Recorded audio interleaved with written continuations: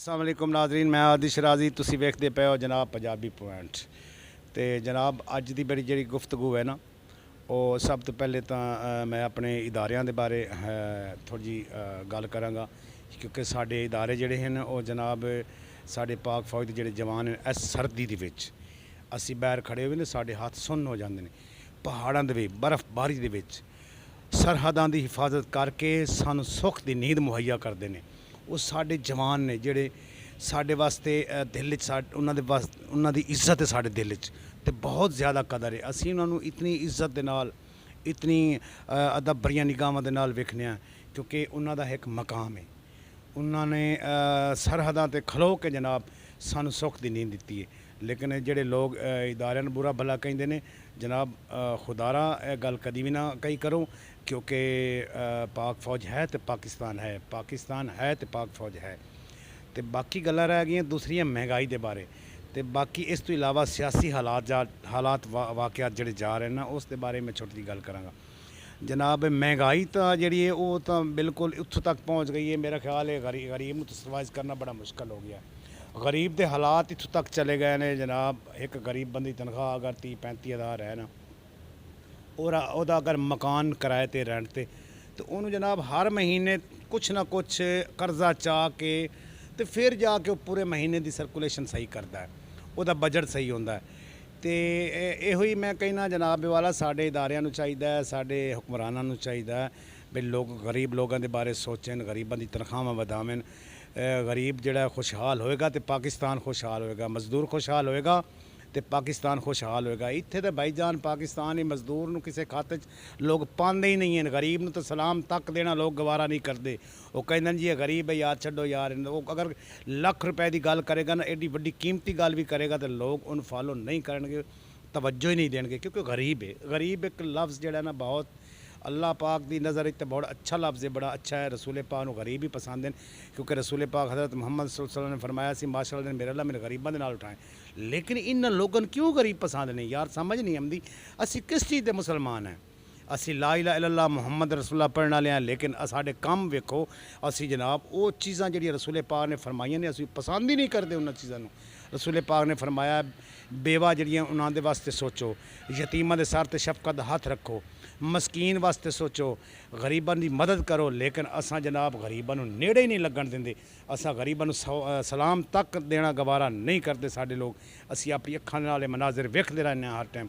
तो पाकिस्तान इस वक्त जिहड़े सियासत दा हाल जा रही है ना, वो तो अल्लाह ही हाफिज़ है पाकिस्तान दा।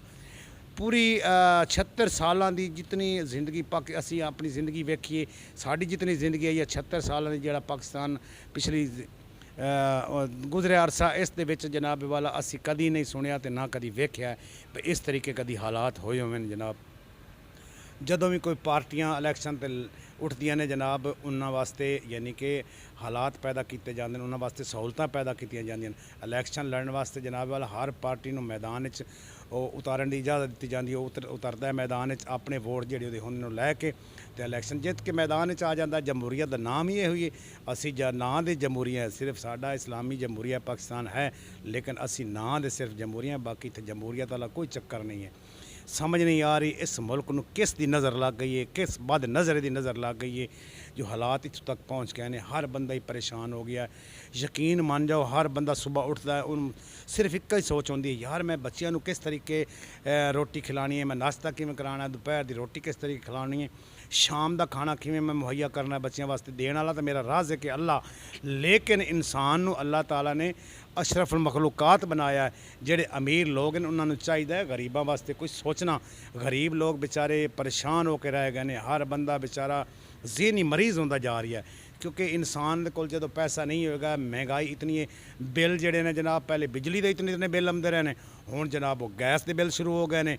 जो गैस के खत्म होंगे फिर बिजली के आने शुरू हो जाएंगे, कभी कोई टैक्स ला रहे हैं, कभी कोई टैक्स ला रहे हैं। समझ नहीं आ रही, साड़ी ज़िंदगी सिर्फ टैक्सां च गुजर गई, सिर्फ टैक्स देने जोगे रह गए हैं। इस तो इलावा असी अपने बच्चे नहीं पालने होंगे, साढ़े तो कोई जिम्मेदारी नहीं। मैं तो कहना साढ़े हुक्मरान जिहड़े ने सानू सारे नूं इकट्ठा करके इक्के दफ़ा ही सानू ख़त्म कर देवन। ये जिहड़ी बार बार महंगाई होंदी है साढ़े ते ये बंब गिराए जाते हैं महंगाई दे, उहदे नाल बेहतर है भी असां मर जाइए तो सब तो बेहतर है। ਮਾਲਿਕ ਹਕੀਕੀ ਦੀ ਬਾਰਗਾਹ ਜਾ ਕੇ ਅਰਜ਼ ਕਰਾਂਗੇ, ਮਾਲਿਕ ਸਾਡੇ ਨਾਲ ਇਹ ਕੰਮ ਹੋਏ ਨੇ ਪਾਕਿਸਤਾਨ ਦੇ ਵਿੱਚ। ਇਹ ਪਾਕਿਸਤਾਨ ਇੱਕ ਪਾਕ ਧਰਤੀ ਹੈ ਜਨਾਬ। ਇੱਥੇ ਜਿਹੜੇ ਹਾਲਾਤ ਇਸ ਵਕਤ ਜਾ ਰਹੇ ਨੇ ਨਾ, ਉਹ ਅੱਲਾਹ ਤਾਲਾ ਕਿਸੇ ਦੁਸ਼ਮਣ ਮਮਾਲਿਕ 'ਚ ਐਸੇ ਨਾ ਪੈਦਾ ਕਰੇ ਜਿਹੜੇ ਸਾਡੇ ਜਾ ਰਹੇ ਨੇ ਇਸ ਵਕਤ। ਗੱਲ ਕਰਨ ਦਾ ਮਕਸਦ ਹੈ, ਅਗਰ ਤੁਸੀਂ ਹੱਕ ਦੀ ਗੱਲ ਕਰੋਗੇ ਤਾਂ ਮੇਰਾ ਖਿਆਲ ਹੈ ਤੁਹਾਡੇ FIR ਹੋ ਜਾਏਗੀ, ਤੁਹਾਨੂੰ ਕੋਈ ਚੁੱਕ ਲਏਗਾ।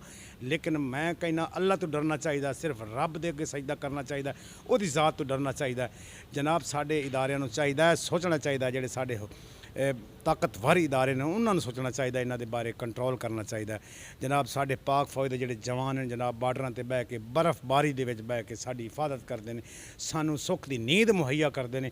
ਅਸੀਂ ਸਮਝਦੇ ਹਾਂ, ਲੇਕਿਨ ਅਸਾਂ ਜਨਾਬ ਵਾਲਾ ਸਾਡੇ ਐਸੇ ਲੋਕ ਨੇ ਜਿਹੜੇ ਉਹਨਾਂ ਨੂੰ ਵੀ ਬੁਰਾ ਭਲਾ ਕਹਿੰਦੇ ਨੇ। ਯਾਰ ਸਮਝ ਨਹੀਂ ਆਉਂਦੀ ਅਸੀਂ ਕਿਹੜੀ ਤਰਫ ਚਲੇ ਗਏ ਹਾਂ, ਇਹ ਪਾਕਿਸਤਾਨ ਕਿਸ ਤਰਫ ਜਾ ਰਿਹਾ, ਕੋਈ ਸਮਝ ਨਹੀਂ ਆ ਰਹੀ। ਕੋਈ ਮੈਨੇਜ ਕਰਨ ਵਾਲਾ ਨਹੀਂ ਇਸ ਪਾਕਿਸਤਾਨ ਨੂੰ। ਕੋਈ ਕਿਦੋਂ ਵੀ ਕੋਈ ਨਾ ਅਦਾਲਤਾਂ ਨੂੰ ਕੋਈ ਰਿਲੀਫ ਮਿਲ ਰਿਹਾ, ਨਾ ਕੋਈ ਸਿਆਸਤ ਵਾਲੋਂ ਕੋਈ ਚੱਕਰ ਨਜ਼ਰ ਆ ਰਹੀ ਹੈ, ਨਾ ਜਨਾਬ ਕੋਈ ਹੋਰ ਕਿਸੇ ਪਾਸੋਂ ਵੇਖ ਰਹੇ हैं भी कोई ठंडी हवा आसन लगेगी।